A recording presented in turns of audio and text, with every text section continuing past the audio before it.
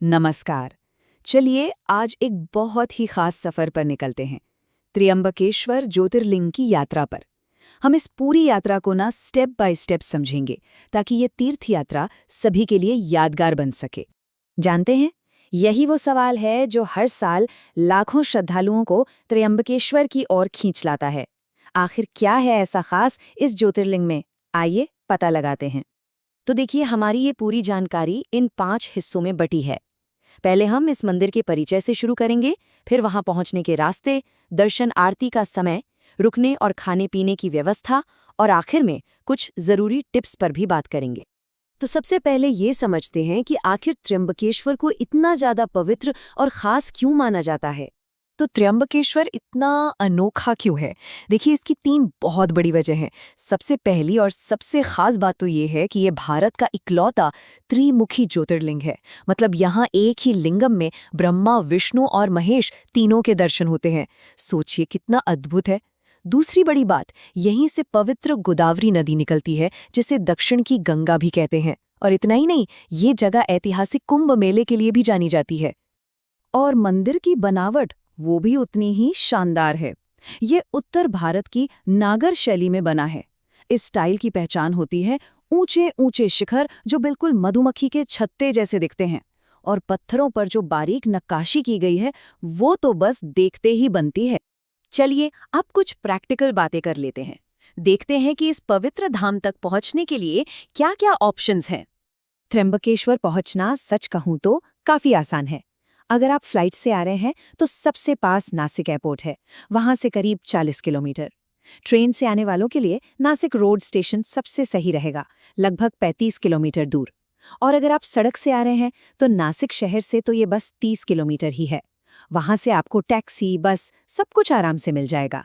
अब आते हैं इस यात्रा के सबसे जरूरी हिस्से पर, यानी मंदिर के अंदर होने वाले दर्शन, आरती और पूजा पाठ के उस दिव्य अनुभव पर। एक बात का खास ध्यान रखिएगा, मंदिर सुबह 5:30 बजे खुल जाता है और रात 9 बजे तक भक्तों के लिए खुला रहता है, तो आप अपने हिसाब से दर्शन का प्लान बना सकते हैं। मंदिर में दिन भर में 4 मुख्य आरतियां होती हैं। सुबह की शुरुआत काकड़ आरती से होती है, फिर दोपहर में, शाम में और आखिर में रात को शयन आरती होती है। हर आरती का अपना एक अलग माहौल और महत्व होता है। यहाँ पर ना एक खास पूजा होती है जिसे रुद्राभिषेक कहते हैं। इसमें त्रिमुखी लिंगम पर पवित्र जल चढ़ाया जाता है। ऐसी मान्यता है कि इस पूजा से भक्त सीधे ब्रह्मा, विष्णु और महेश तीनों से जुड़ जाते हैं। अच्छा, दर्शन और पूजा के बाद अब बात करते हैं आराम करने और खाने पीने की। मतलब रुकने और भोजन की क्या व्यवस्था है वो भी देख लेते हैं। रुकने के लिए 2 अच्छे ऑप्शन हैं। पहला तो है त्र्यंबक शहर, जहां मंदिर के पास ही आपको कई धर्मशालाएं मिल जाएंगी। यहाँ रहने से एक आध्यात्मिक माहौल बना रहता है। दूसरा ऑप्शन है नासिक, जो यहाँ से बस 30 किलोमीटर दूर है। नासिक में आपको हर तरह के बजट होटल्स और ज्यादा सुविधाएं मिल जाएंगी। और हाँ, जब आप यहाँ आए तो यहाँ का लोकल खाना जरूर ट्राई करें। मिसल पाव, पूरन पोली, ये सब तो बहुत फेमस है। और एक और बहुत अच्छी बात यह है कि मंदिर के प्रसादालय में भक्तों के लिए मुफ्त भोजन की व्यवस्था भी है, जिसे अन्नदान कहते हैं। चलिए अब आखिर में कुछ काम की बातें और आसपास घूमने की जगहों पर भी एक नज़र डाल लेते हैं, ताकि आपकी यात्रा में कोई कमी न रह जाए। यहाँ आने का सबसे अच्छा समय कौन सा है? ये इस बात पे डिपेंड करता है कि आप क्या चाहते हैं। अक्टूबर से मार्च का मौसम घूमने के लिए बढ़िया रहता है। अगर आप असली आध्यात्मिक माहौल महसूस करना चाहते हैं तो श्रावण के महीने में आए।